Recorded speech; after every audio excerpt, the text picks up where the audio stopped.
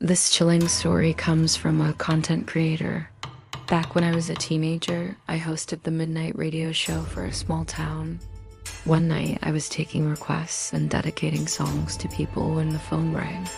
I picked it up and the voice on the other end was deep and slow. "Play my favorite song," he said.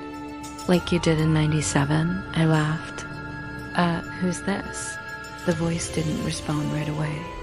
Then he said his name. My blood went cold. I knew that name. It was a man who died in a car crash 15 years ago. I tried to keep it together, but as soon as I could get a word in, I asked, "How did you die?" There was a pause. "I don't remember," he said. Then he started to laugh, a low, menacing sound. "I'm outside," he whispered. That's when I hung up.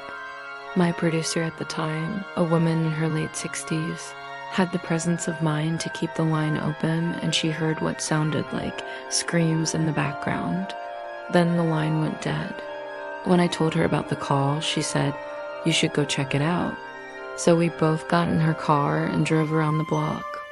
No one was there.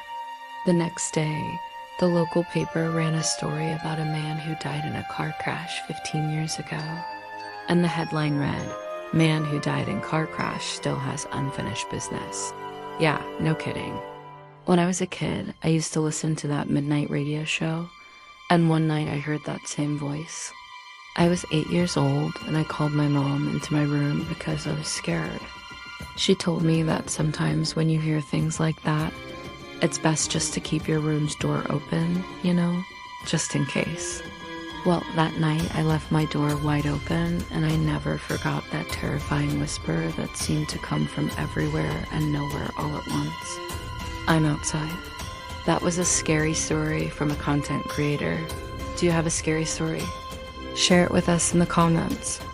And if you want to hear more scary stories, stay tuned.